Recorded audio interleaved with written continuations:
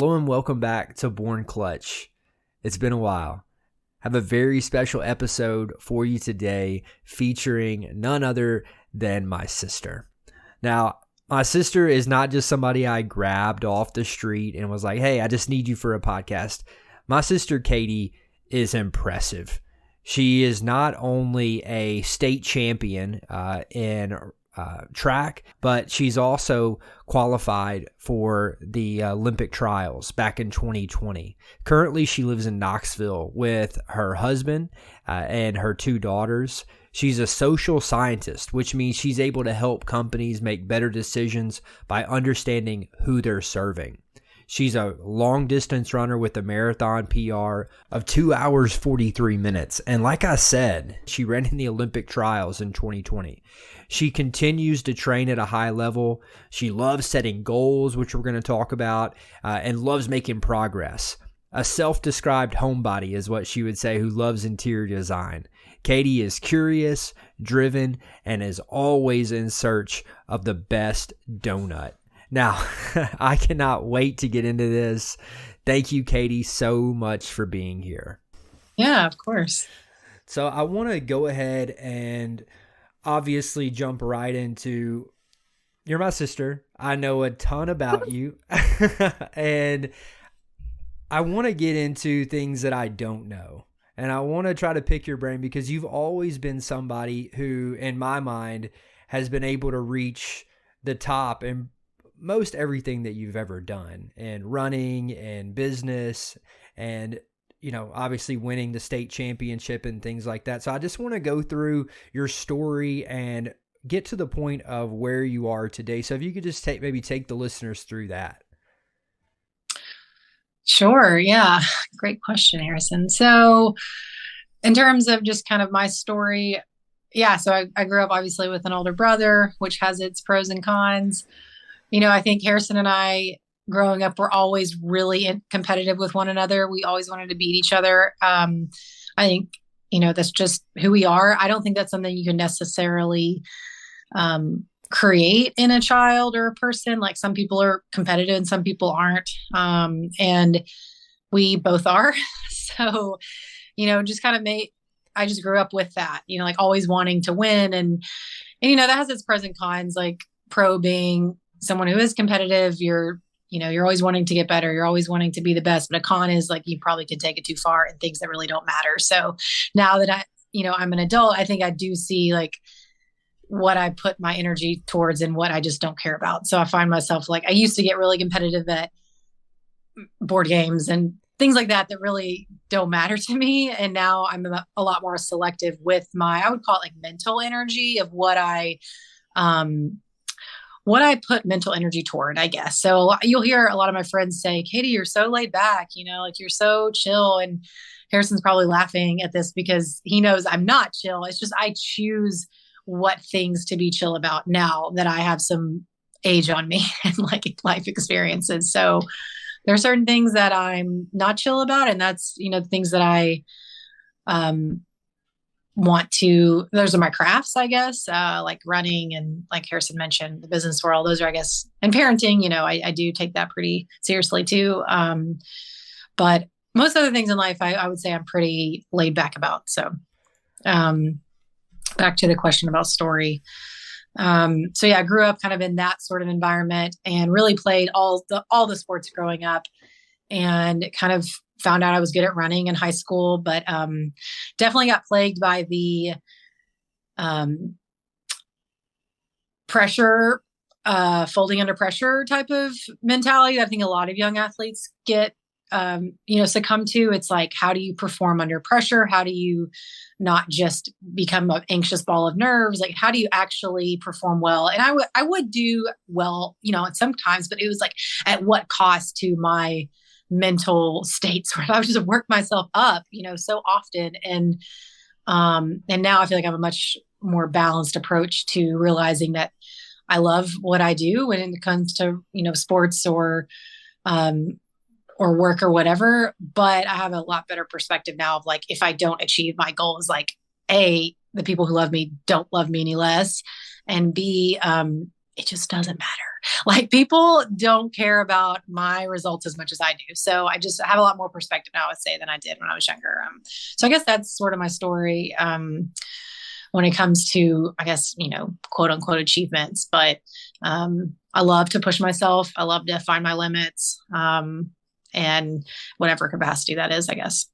I'm glad that you mentioned it because goals are something that you and I relate on so much because that's just it's who we are. We're achievers. And I want to know, how in the world do you seem to hit pretty much every single goal that you set for yourself? Oh gosh. I think that, I've asked myself this question too. So I would say I'm going to have a few different answers here because I feel like it's a different formula for everyone, truly. Sure. Like it depends on who you are. So take some of my advice and maybe try some different things. So I've tried the whole, like, I'm just going to kind of be, uh, you know, up in the air about my goals. Like I'm not really going to be the whole accountable, measurable, with a timeline. Like we're just going to work really hard and then just see where it takes us kind of thing. And that's worked for me at times. It really has. Like it's the whole work really hard. Don't worry about the outcome. Just focus on the process. Like that's been very helpful for me at times. Also, it's been really helpful for me to constantly ask for feedback. So I'm always asking people, like, give me your honest, brutal feedback. Like that's the only way that I can get better. So tell it to me. Tell me what you think. Tell me where you think my blind spots are. People that I respect and admire. I don't just ask anybody that because everyone will have an opinion, but people that I are kind of in my corner that I know have my best interest at heart, that I respect for whatever reason, I do ask their feedback. And,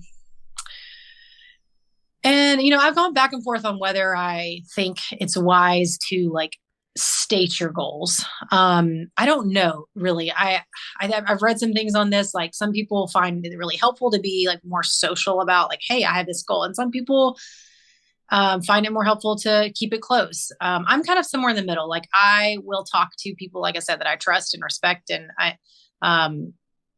about like, hey, I kind of have this goal. And then but I will sort of keep it a little bit closer. Just because I think as achievers, there's that downside too of like, we sort of have a fear of failure at the same time. Like, so I know that that's a part of me. And I try to counter that with like I said, that laid backness, I guess. But at the end of the day, I don't want to fail. Nobody does. So, like I said, I share my goals with like my close circle of people. And then the actual execution of it is, I usually, when it comes to running, I could get into like the tactical things of it, but really it's reminding myself of that big picture of like, go out there, do what you do because you love it, have an awesome time. And if you hit your goal, great. And if not, like, that's okay too. Again, like your life doesn't change. Like I'm not a professional athlete. I don't intend to become a professional athlete, but I do want to be the best that I can be. And that's something. So, so I just go out there and like have a great time with it. I try to. Yeah. I like what you said about other people getting in your head. Like as far as whenever you tell someone your goal, I know we've all done this, especially goal setters that are addicted to it like we are. And then someone ends up coming along. They're like, I don't know about that. They just plant that little seed of doubt. And for me, that's been something that has been really difficult because I always value people's ideas and I've found myself like overvaluing people's opinions in the past. And that's something that I've really had to work through and realize, hey, we all have our opinions, and at the end of the day, it's not what they think you can do. It's what you think you can do and what you believe you're willing to do and all of that. And so have you found yourself where someone has come to you or you've told someone your goal and then they've turned around and maybe said something that isn't what you needed to hear? And I'm assuming that's probably happened. And can you answer if it has happened and when it's happened? Have you found a way to be able to combat that? Because I know so many people out there, if we're struggling with it, other people are struggling with it as well. How do you rebound? How do you say, I respect that person a lot, but I am not I'm going to keep from listening to what they have to say on that matter? How do you balance that? Because it goes back to the feedback where you're constantly seeking feedback from people. And also at the end of the day, what's really possible and what's impossible, the line is so fine, because 30 years ago, the idea of people having cell phones in their pockets and walking around and them being able to text their friends, or, that was unknown. That was something that people could have never imagined, but somebody did, and they did it. And so that's the overarching question of how do you combat that, and what would be your suggestion to others on being able to do that?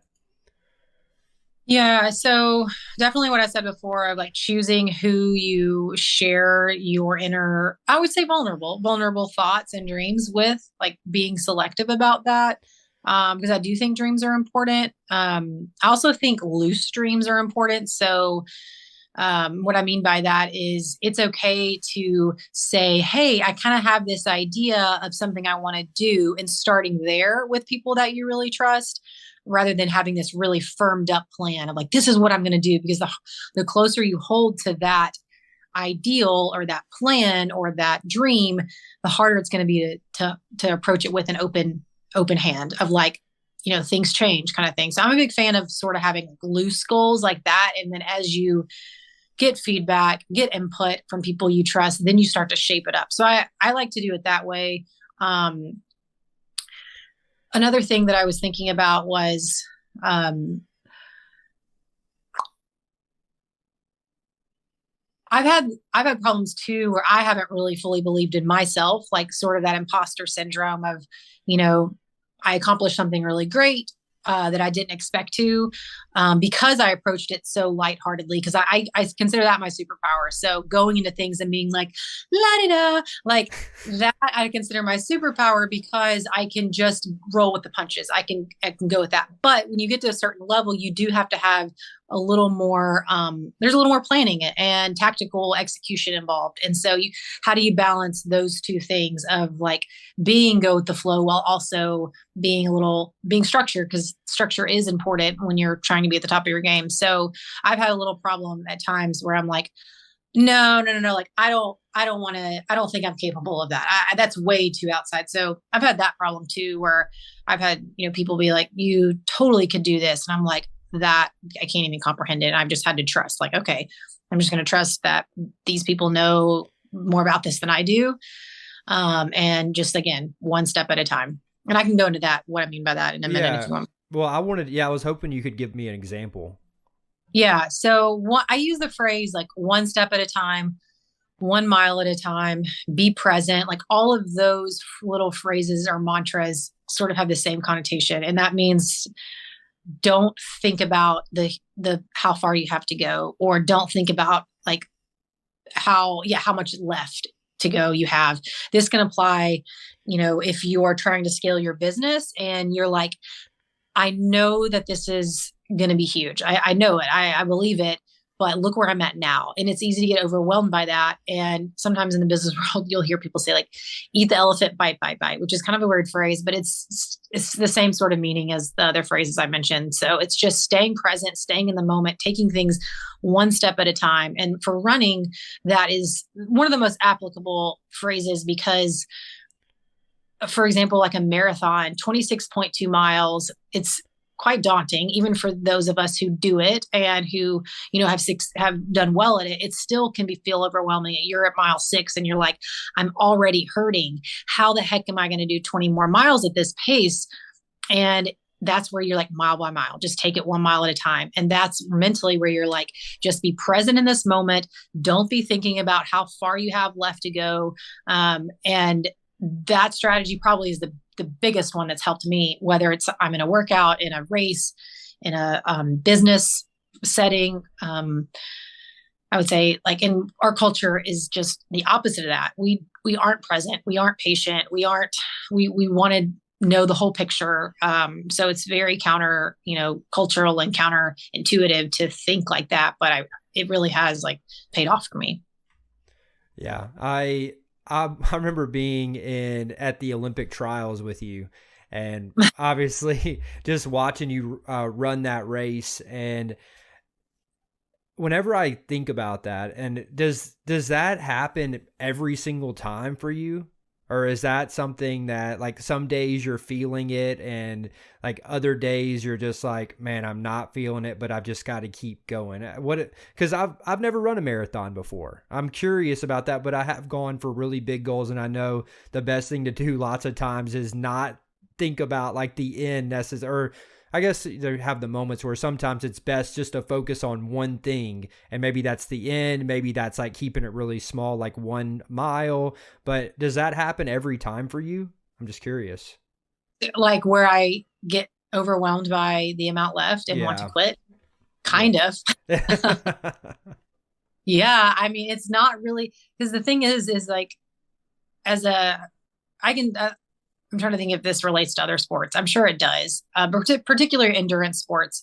You run a 5K, whether you're running as fast as you can for a 5K and you run 30 minutes and that's as fast as you can go, or if you run 15 minutes and that's as fast as you can go, think about it. It's still the same level of exertion. It's still the same amount of difficulty. So it's not that you do get better in thinking about, your mental toolbox, but it's still the same amount of pain. And so, yeah, the amount of like, I want to say almost darkness that endurance athletes, if you want to be at the best that you can be, you got to be willing to go into a dark place in your mind and bring yourself out. And I know that's a little weird to say, but if, endurance athletes, if anyone is listening, will understand what I'm saying. It's letting yourself go to a place that is like full of negative thoughts and then reminding yourself like you can do hard things and pulling yourself out. And that's life, honestly. Like that's being willing to push yourself to places and then pulling yourself out.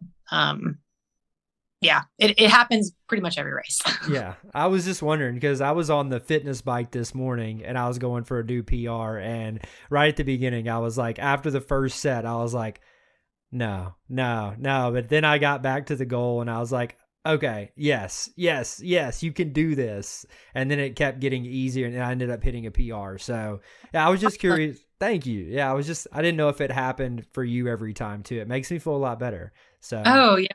Universal feeling. I mean, yes, it's common. I wouldn't say every race. There's some races that you're like, this is a dream race. Like it just, everything clicks. Nothing feels like it hurts, but that is true. Like 1 in 100. It's not as common. So, yeah, it's training that mind that's going to help the most. Yeah. Now, is there a way that you found that you help yourself get into a really good flow state? And if you have, can you go through that? Yeah, definitely. So I love talking about the flow state because it is available for everyone. It's just about finding what it is that you enjoy that helps you get there. So like my daughter is insanely creative and I can just see it happen to her. Like she'll be like, you can just, kids, they're like antsy. They hate being bored. She's like, Mom, I'm bored. Like, what do you want me to do? Like, I'm like, it's not my job to figure out what you should do when you're bored. Like that's part of life, is figuring out what to do when you're bored and how to get in that state of mind that allows you to be your full self, to be creative if that's who you are, to be, whatever activity that allows you to kind of forget about time. That's your flow. And, everyone has that state for them. I hope, I think everyone does. It's just not everybody finds it. And I wish people would, because it's such a nice feeling. But for me, usually the best moments of the flow state come when I do have that sort of rising level of anxiety, whether it's usually from a long work day, or maybe it's just I'm putting forth a lot of mental energy when it comes to relationships, whether it's like with my kids and kind of managing them, or, a tough conversation with my husband or something like that. And then all I want to do is like distract myself and put music on and, do whatever it takes to be comfortable. But then I know if I actually am quiet and I go for a run and I don't take my headphones, I just am quiet and I force myself to be in my thoughts. Eventually I find myself like 8 miles later and I'm just forgot about. I'm like, how did I just run for 8 miles and I don't even remember what I thought about? That's the flow state for me, is like, but it takes a level of discipline at first and fighting that feeling of like being bored and being alone with your thoughts, and to get there. And so, but that's my process. I force myself to kind of be alone with my thoughts, and then I do the activity, and that kind of helps me get there.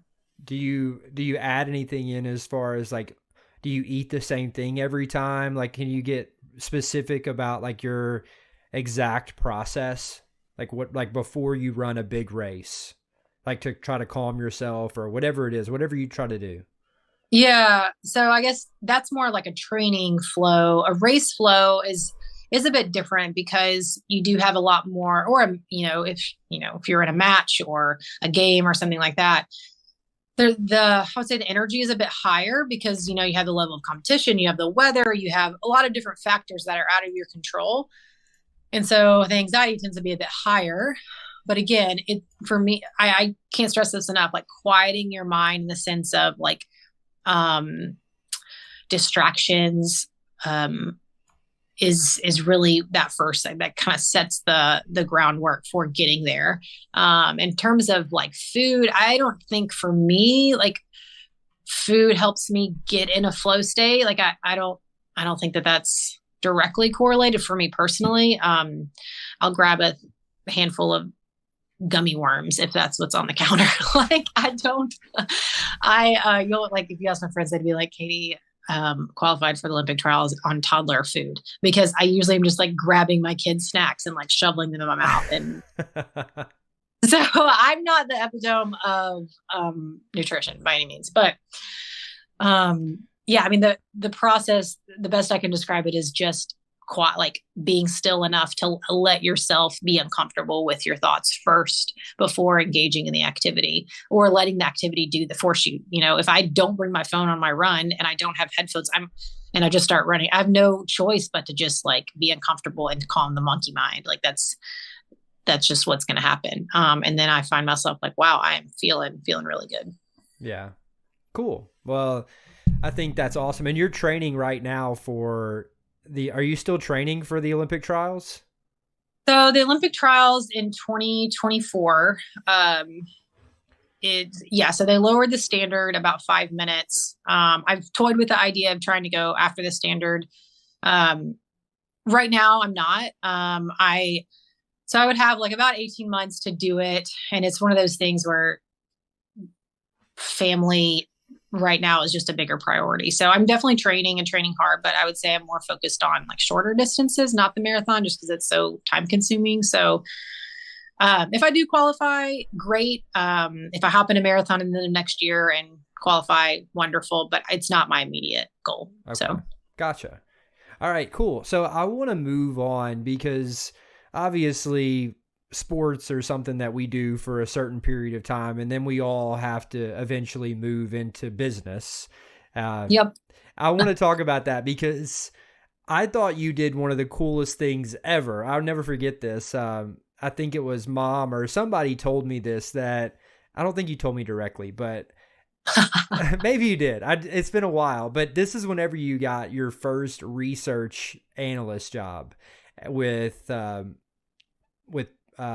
pet company, Yep. Yeah. And so I want to talk about that because I heard that job did not exist before you came along. Is that correct? Am I on track? Okay. So sort of, I did the job that I initially got, like to get my foot in the door, did exist, but then I did create roles once I was there. And then they created another job for you. Yeah. Okay. All right. So that's what I want to talk about, because I think that every single person on here, and this is something that's really stuck out to me lately, is all about value creation. And people talk about it all the time. I mean, I've heard add the most value to the industry and you're sure to be at the top, right? However, lots of people aren't in the position where they have their own business, or they're working for somebody else, but yet they like the company they're with, or they love the company they're with, but they want to do something else.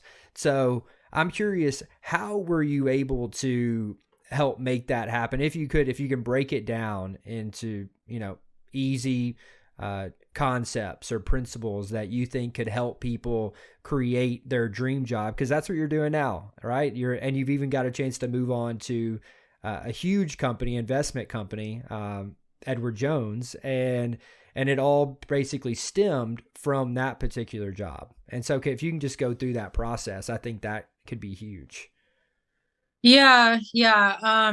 So I think this kind of goes back to, for better or worse, you and I think you're similar in this, that we always are, once we accomplish something, we're like, okay, now what's next? So I don't always think that's the best approach. Like now that I'm a little older, I think that I should be a bit more patient at times and actually enjoy the moment. But it has gotten me places career wise. So I don't want to discredit that. Essentially, I started in this role at the former company, and to your point, just found ways to add value. I don't even know if I used that language at the time, but that's what I did. And so one thing that has really helped is to know your audience. And this applies to whether you own a business or not, or whether you're in a company and want to better yourself, whatever. So I'm a researcher. I research people, customers, clients, like whoever. And I think so many people come up with ideas, or they want to push their idea forward and they don't know who they are creating for.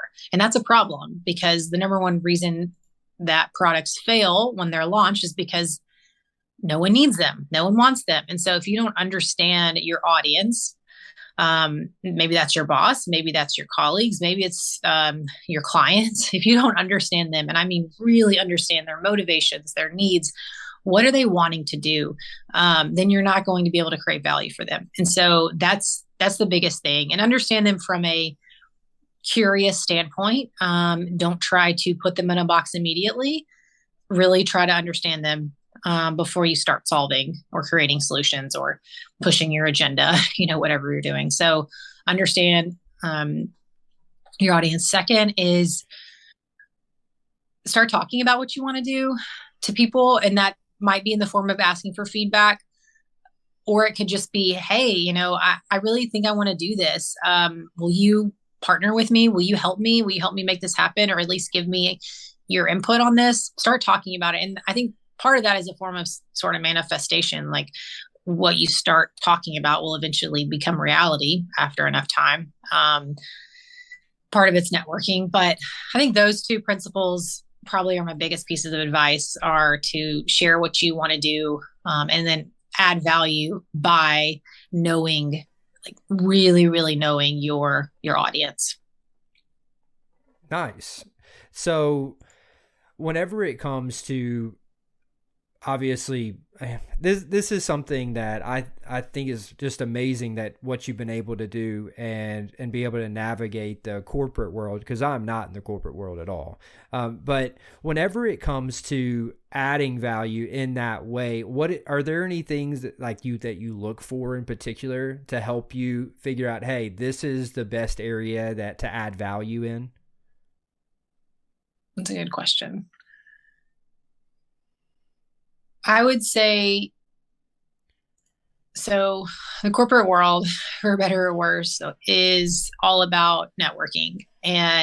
But you have to be able to build relationships in a genuine way. And how I do that, and what's been really helpful for me, is just setting up one-on-one meetings with people just to get to know them, because we are emotional creatures. And so whenever you are trying to get your project approved or your idea launched or whatever, the people that are making the decisions, they're going to make the decision based on emotions. They just can't help it. That's how we make decisions. It doesn't matter the data you have. If you don't have their trust and their buy-in, they're not going to say yes. And so building those relationships and talking about things that, getting to know people, getting to know their interests, their life outside of work. Yeah, it might feel a little bit, oh my gosh, I've got another meeting where I have to talk about small talk and that sort of thing. I really try to just be genuine, be myself. I'm always myself. I'm just like, this is who I am, And so network and build those relationships. And that way, when you're in the room and you're trying to share these ideas, people trust you. They have their walls down a bit more. They know that you have good intentions. You're not here to just it's not just the Katie show or whatever. Like you are a team player and they trust you. So does that answer your question? Yeah, it does. Yeah, it definitely does. Because at the end of the day, I think that something that I just wanted you to highlight you did is the importance of the relationships. Because if you don't know what people want, then you really don't have any way of being able to help them. And so, Yeah. Yeah, and I've definitely been not great at this in the past. I mean, there have been times where I've been very frustrated that I haven't been able to do what I thought was best.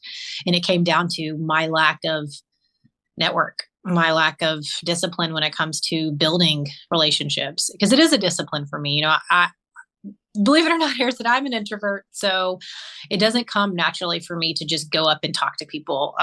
It is a discipline for me, but with that said, I'm a relationship person. So once I have a deep relationship, it's a lot easier. But just putting myself out there and meeting people for the sake of meeting people doesn't come easily to me. So just encourage you, if you're like that as well, it can be done. It's just, it takes a bit more effort, and you have to manage your energy too. You don't set up like 10 one-on-one meetings every day to meet new people. You will be exhausted and hate your life. So I shoot for 3 a week, like 3 new people a week in my organization, which there's 57,000 people at Edward Jones. So a long time and be fine.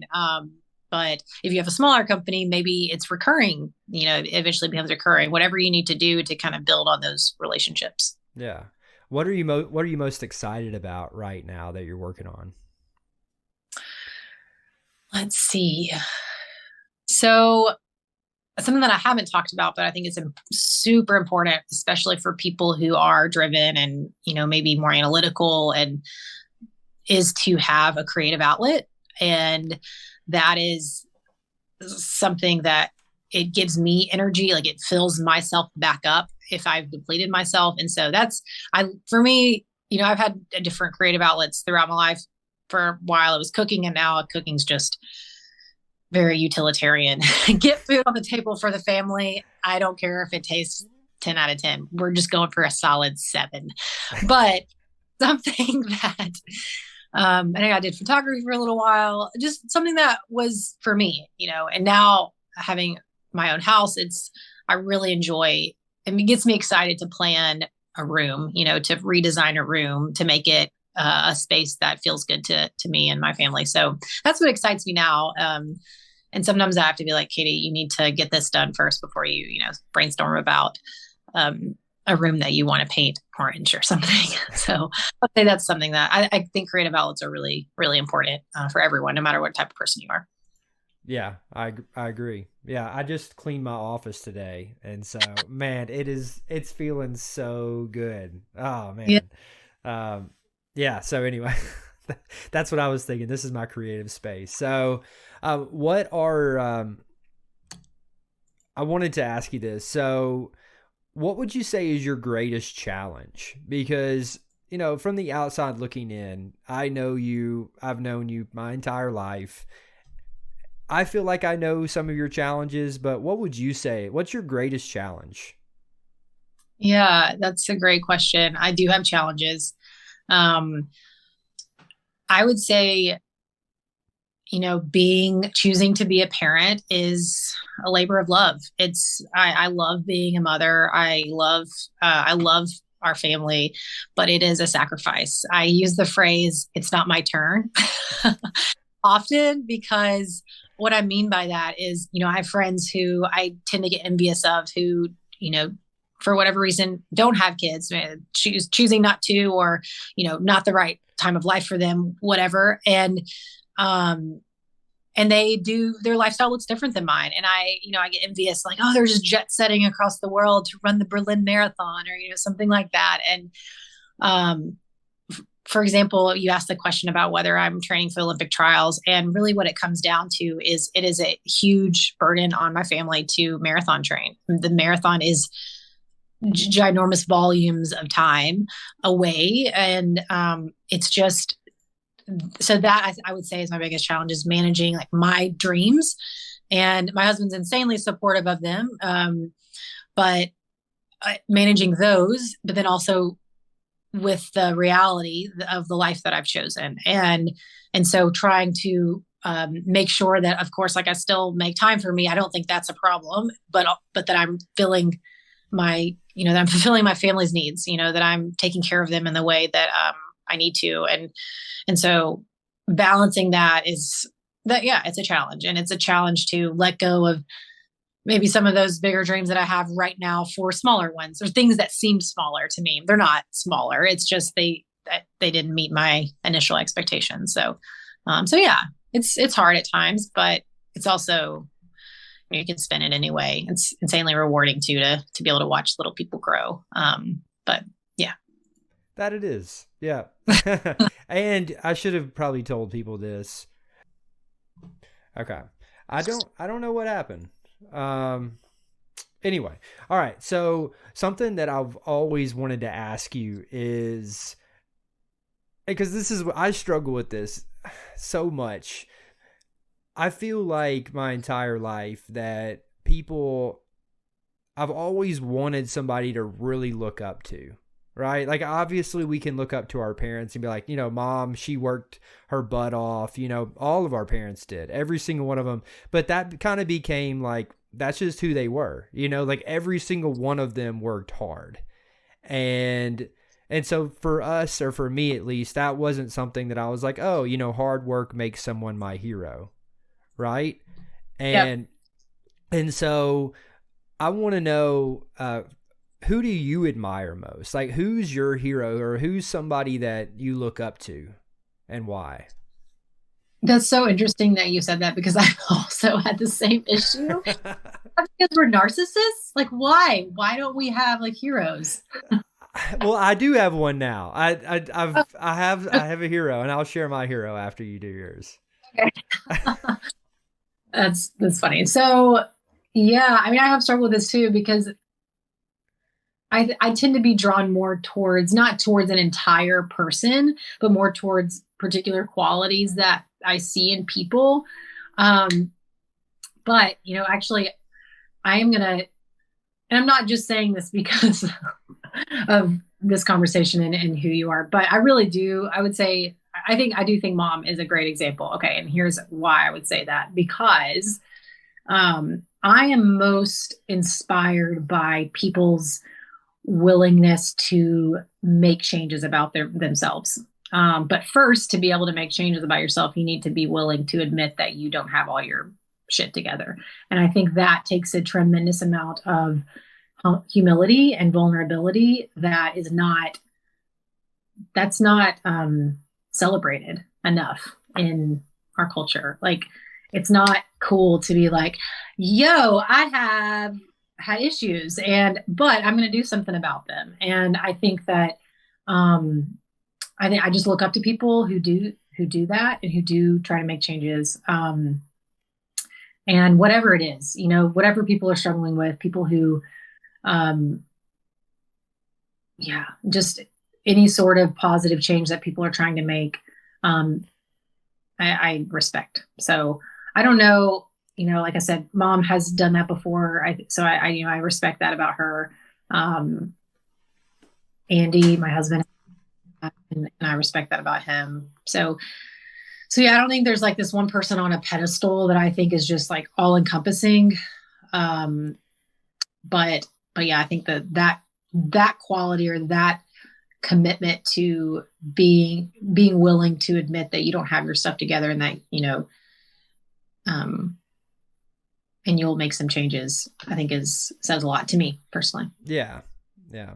I agree with that. And I think also the reason why it might be so hard to have a hero, because I haven't really asked a ton of people, hey, who's your hero? It's not something I go around asking people, but I think that that's difficult because nobody's perfect. And once you really know somebody, you realize like, hey, they're not perfect. They're not God, So, that would be the easy answer. But I think for me, like, my hero, or heroes now is I look at people that have like qualities that I like admire and have like overcome great challenges to get to where they are today. So like, now it took me so long to find heroes, but like they're people that I've always looked up to, so like, I guess one of mine definitely is Tony Robbins. That guy is like, yeah, I was watching something by him the other day and he was talking about, yeah, I'm 6'7", but that doesn't mean I don't have problems, like, and he was like, people just think, oh, it's so easy because you're tall. He's like, no, I have mental battles that I go through every single day, just like you. And so once he said that, I was like, man, that's real. And so he's definitely one. And then obviously Josh Waitskin, huge, do you know who that is? I don't think so. Okay, so yes, check out. I've been recommending Josh Waitskin to pretty much everybody. He is he's a chess grandmaster. He was the youngest ever, and then he also was a Tai Chi world champion. So dude is just brilliant. And then another one is my final one. Here we are just talking about our heroes outside of family, because it's easy to like look at we have a great family, we really do. I would say is Louis Zamperini, the World War II veteran, and he was in the book Unbroken. So yeah. So anyway, but those are my heroes. But I am reminded of Brene Brown, she's a social scientist and but has written a lot of, she's more like applied social scientist. So has written a lot of books that I guess would be categorized as self-help, but she wrote about shame and like why people feel shame. And she wrote about vulnerability. And just all of that they're like universal things that I think people can relate to, but it's more like how to use those things to be better, and why it's so important to navigate those areas. So yeah, I like Brene Brown a lot too. Sweet. So what's next for you? What are you what's your goal next? Yeah, so my goals, our work had us do this purpose exercise. So so that was actually good. I don't love exercises like that, but it was helpful to, think about what it is, my strengths and how to bring my best self to the world and help other people. I wrote it. Yeah, it was up there. I erased it. Essentially my purpose is around helping, being myself, which is I'm kind, but I'm direct. Like, that's just who I am. I'm not going to sugarcoat things. You know this, Harrison. I never have. I just call it like I see it. And that can be hard at times. So I want to, be kind, but also be direct. And in doing that, help people become, the best versions of themselves. That's where I feel like my strength is. So, with business, how that kind of manifests in business is with colleagues, helping people, kind of asking the hard questions, asking, why are we doing what we're doing? If it's a project that doesn't make sense, asking questions that maybe some people are unwilling to ask. And that doesn't necessarily mean, that's not a goal necessarily, but I'm getting there. So I think my personal goal right now for work is really actually enjoying this current time. So I've been a people leader before. I've started and led a team, and that has its pros and cons. Right now, I chose to step down from leadership because I needed a little bit of a break and to just kind of be an individual contributor. So that's what I'm doing now at Edward Jones, and I'm really quite enjoying that, enjoying kind of just being responsible for myself until I figure out what is next. Like, what area do I want to lean into and probably be a people leader again. But right now it's really honing my craft and being a good researcher and giving good information and building those relationships. I would say that's kind of where my focus is right now for work. And then for running, I mentioned this, but I want to see how fast I can get in the 5K. It's never been my favorite event, but it's so critical to being a good marathoner. And so I'm training right now for the turkey trot, baby. Uh-oh. Yeah. funny because it's like such a family friendly event. And here I'm going to be like all hardcore wearing my like, little shorty shorts racing a 5K. If But you show up to the turkey trot, everybody sees like a go getter at the turkey. That's just going to be you. oh, I'm just going to own it. It's fine. Um, and Andy and I are going to race the turkey trot. He's going to push the stroller, and I'm going to not push anything except for my own body. And I think I'm going to win. Yes. But yeah, he ran at UT, so he's very, very talented. But I still think that I'm going to beat him. So that's kind of our fun family event going on. And yeah, so I'm going to try to run a really fast 5K, and then we'll see what's next after that. That's awesome. I'm excited to hear whoever wins that race. Y'all need to put a little bit of you need to put a bet on that one. I know. Yeah, what kind of bet? I don't know. Well, he's not doing very well when it comes to betting, you or Emerson. He's down a lot. No, betting's not his forte. um, so I would be remiss if I didn't talk to you at least about research, because whenever I need something, I feel like I call you so often, because I have my own business and I'm like, I got to pick my sister's brain. I've got to, because shoot, I mean, all you do is research people's habits, their buying needs. Like, you do the stuff that I need an entire team of people to do here. And so can you go through the process of that and just share anything that you can? Yeah, yeah. So kind of what specialty I bring in terms of research, like what that might look like. Yeah, that could Okay. help somebody. Yeah. Yeah. So how I would describe it is lots of people come up with ideas. And if you're really lucky and you come up with an idea um, that people actually need, then you're probably going to do better than someone that just comes up with an idea that no one needs it. So I would say in an ideal world, you study people first before you come up with the idea. That's going to probably put your biases a little bit down. So first, you want to pick your group. Pick the people that you want to really get to know. Some people call this an audience. Some people call this a target customer. Pick a group. Maybe it's trying to think. There's some of the groups that you and I have talked about.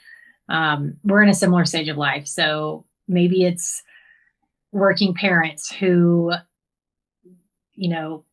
don't feel like they have enough time. Something like maybe they have young kids, something like that. That's your group. Or maybe it's, we've talked a lot about athletics too. So maybe it's a certain athletic group. It doesn't have to be broad. You don't want to serve everyone. I think most people know that. So maybe it's the ultimate Frisbee community. Which ultimate Frisbee community? Which don't get so granular that you're a team. That you're studying one team, but pick a type of person that might represent a group. And you really study them. You spend time with them if you can. You observe them, and you don't do it in a way like, "Hello, I'm going to go, observe you now." You just try to assimilate a little bit, and yeah, show up to things that they do, and just take notes on what they do, and ask questions. Ask so many questions, like why? Why are you doing that? Tell me more about that. Be really curious, and then once you've gotten a lot of input, all that data is what people call it, from notes, whether you're recording things or just taking notes, taking pictures, whatever, then you're going to start.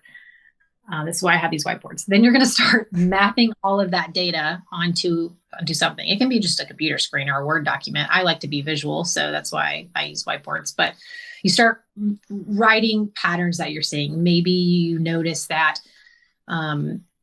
young families who both people work and they have young kids, maybe you notice that they are always frantic around dinner time and they don't ever know what they're going to do. That's one need, that's one thing you notice. And then you put all the data points together in a group.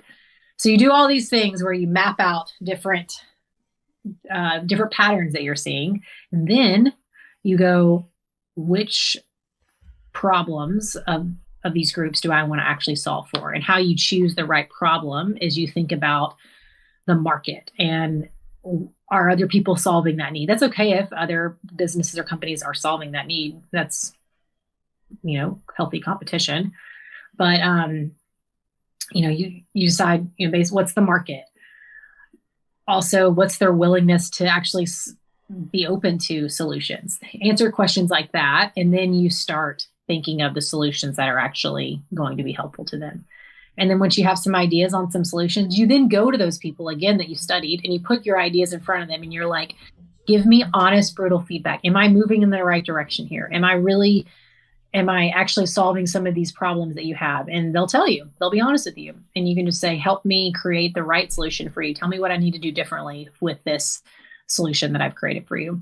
And then you keep doing that circle until you've got something that actually people really want. So that's what I do. That's what I do in a nutshell. And 5 minutes spiel. No, well, you did. You dumped it. You dumped everything, and I've got to go right back to the beginning because something I could not get out of my brain was the question.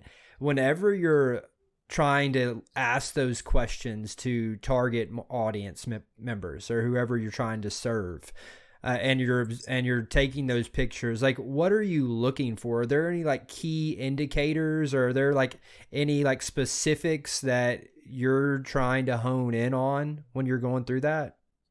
So that's a great question. And it really just depends on a lot of people in business use the word scope. It depends on your scope or how honed in you already are. So let's say you picked this group or this audience, but you really don't know anything about them other than a little bit. Like, you just know that you think that they have a lot of problems. What I mean by that, I think there's a lot of opportunity there. And that's it. Then you want to go wide. You don't want to have a lot of assumptions. You want to have a lot of open-ended questions.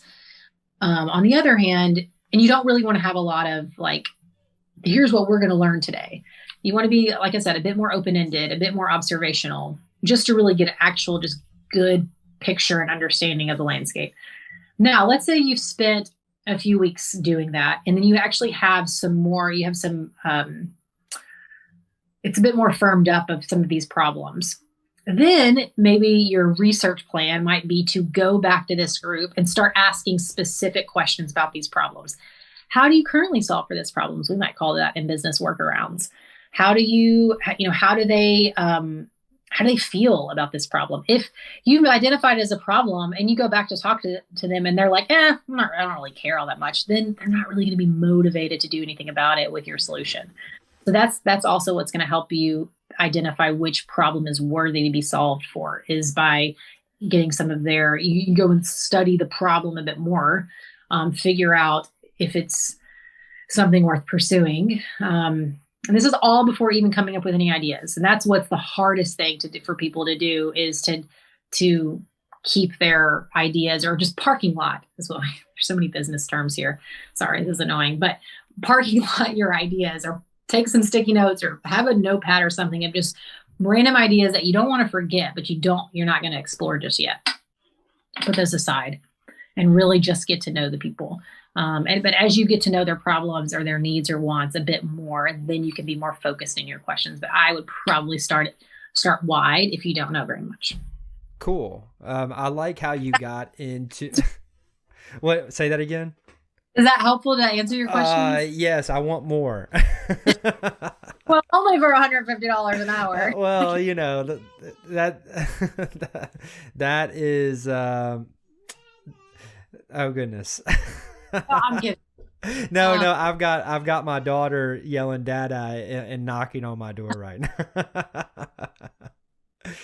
now. Monitors, so she's still. Oh yeah, we've got the kid life definitely happening right now. So I wanted to ask you a little bit more along the questions. So whenever you're trying to pick the questions that you're going to ask, you're obviously going to look at the scope, that depending on if you're just trying to go general or wide. So you come up with all of the questions, but have you found that there's a good technique for coming up with questions? I would say the technique is to stick to open-ended questions. So you can never go wrong with who, what, when, why, how. Who, what, when, why, how. Where. Yeah. You can never go wrong with those because they're not leading. They allow space for the person you're talking to open up. And I think that's the biggest problem when that people run into who maybe aren't like, I'm not in the camp of like, you need to be a trained researcher to do research. I think anyone can do this. I've recruited people from HR who had a knack for it. I've seen people who in totally different fields. I'm like, you would be amazing at this. It's all about not it's about actually being okay in ambiguity. And what I mean by that is we're not asking the participant or the person we're talking to come up with solutions on the spot for us. That's asking way too much. We're not going to be like, so what would you do in this situation? We don't want to ask future questions because people can't predict their future behavior. They're not going to mean to, but they're going to lie because they just don't know. You don't ask things like, do you think that you would do this? Like, again, people can't think that way, and they're going to tell you what they think you want to hear.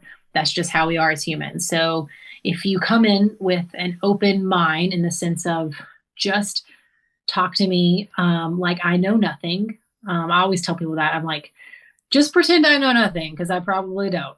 Like I don't. You're the expert here.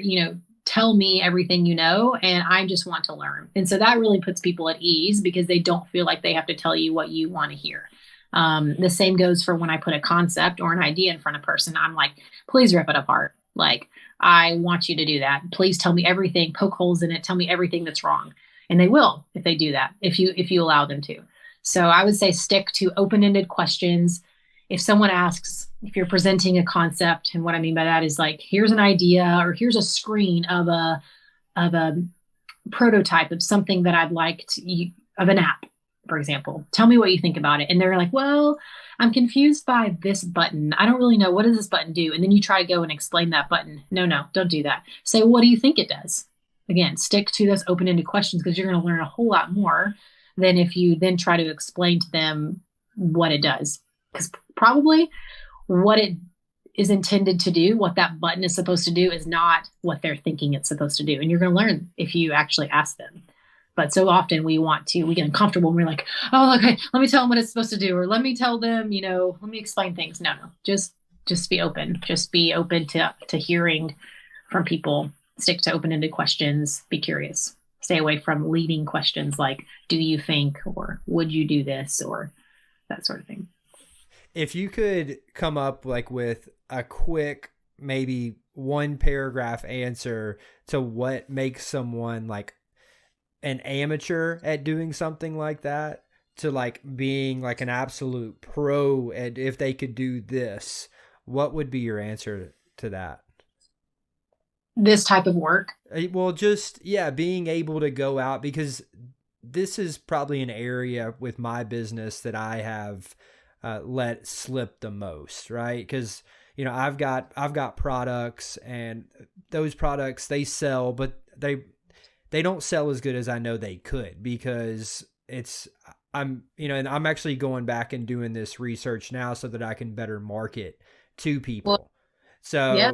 yeah, and figure out what I need to do in order to adjust the products and be able to use their language that they want to be able to solve these problems, and then maybe even alter the products to be able to do that. So if you could just maybe explain like what would take somebody from, like, if they were just coming in, if they could do this really, really well, it would make them like a pro level at it. Obviously time and experience is going to play a huge part, but like if you could just have like one golden nugget that you could give, what would it be? That's a good question.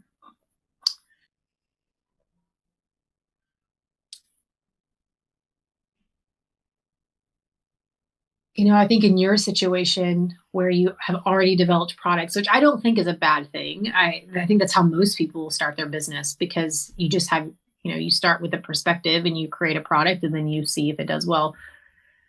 But I think the companies that really are customer centric, and what I mean by that is they truly start with who the people they're serving. They don't start with the solution. They're going to be winning out of the gate, because when you start from there, it's like you don't have to back into, well, okay, who is this product for? No, you have your group of people and you have their needs, and then you go solve for those needs. And you could have lots of different solutions for all those needs. So you're just constant, and then you're going back to them and studying their needs more and creating more solutions. So it's just like this um, chain reaction type of thing. That's my biggest piece of advice, is if you start with the audience first. Now, if you don't, like what you were saying, like that's okay. It's not the end of the world. It doesn't mean your business is doomed. It just means that go back and put the horse before the cart, and really understand that audience so well. Really try to do it with such a beginner's mindset. And I think that's my golden nugget, is like, be a beginner in learning. Don't think that you know what you're going to do. Really understand your audience with a beginner's mindset, and don't try not to go in with any assumptions. I know that's hard, but that's why companies pay consultants, truly, is because of that. That's really difficult, but I think it's possible. I don't think you need to like hire a consultant. I think you could do it. It's just, you have to get in the right frame of mind. Yeah. It sounds like relaxing and letting go and just flowing, which is what I'm all about. So I can do that. Yeah, letting go of your expectations. Yeah, 100%. I use the phrase like, well, guys, we're going to start this project, and I'm probably going to call your baby ugly. And what I mean by that is, I'm going to take your product and I'm going to tell you all the things that are wrong with it and everything that people hate about it. And it's going to be hard to hear. So as the creator of your product, you have to be willing to do that if you want to really get the most out of it, I would say. So be willing to call your own baby ugly. And by baby, I mean product. Yeah. Well, I just got done reading this book called Good Profit by Charles Koch. And he talks about something like that. It's called creative destruction, where you let things go in order to make room for things that are even better. So, yeah, I think that's kind of the same area that you're talking about. That is some serious value right there. Like, it is. Trust me. I'm already excited. I got my notes. What'd you say? Did you learn something new? Yes, I did. Yeah, I learn something new every time we talk. So. Hopefully good. Yes, very good, very good. You're great at what you do, so that's why I wanted to have you on here, and I wanted a nice, easy layup for my very first live, or not live, but my first video interview, and so yeah, it's gonna go up on iTunes and Apple. Or Apple iTunes, and also Spotify too. So, I did my. Yeah. Well, those won't be video, but yeah, it'll go up on YouTube too. So, but hey, final question that I wanted to ask you, and I wrote it down because I wanted to make sure that I asked it. So, what would you say inspires you to push yourself to the limit, to the top, wherever you're going to go? What inspires you, Harrison? This is a hard one. Yeah, I didn't let you know that I was going to ask this type of question. So yeah, they say save the hardest question for the end. Yeah. What inspires me? Okay. So obviously, especially as I get older, family is the obvious answer. Like I love my kids so much, and I want them to. I take that very seriously. I want them to understand what it means to work hard, and so that's part of it. But like we mentioned before, we've always been this way. We just, for whatever reason, this is kind of how we're wired. Is we set goals, or we go after things and things like that, and I think for me, I've realized that I love seeing progress. I love making progress. And sometimes that's quantitative. So it might look like on paper running a faster time. Sometimes it might be feeling a certain way. Sometimes it might be making a decision that I didn't think, that I couldn't have made before. So it's like those types of things, checking in with myself internally and being like, are you becoming a better version of yourself is really what it comes down to. That's, I think that intrinsic reason. And then, this is a little bit of a selfish thing, but I do want to be competent at what I do. I want to, I would say from the people that I'm closest with, and you're one of those people, like it means so much to me, to the people that I'm closest with, to tell me that I'm competent, or to ensure me that I'm doing a good job. That's just important to me. That's how I feel loved, is by from others. Is some people feel loved by like people doing the dishes, like that's Andy. I'm like, God, I hate doing dishes, but I'll do that because like you feel loved that way. I feel loved when Andy's like, wow, like that workout that you built really makes sense in this way. So feeling like I'm doing a good job at the things that I care about inspires me. So That's awesome. Very cool. Well, thank you so much for being here. I really appreciate you coming on yeah, thanks and for inviting.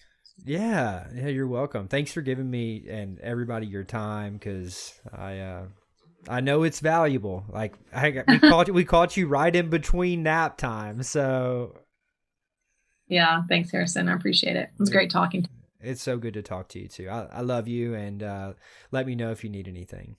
Okay, All right, bye. bye.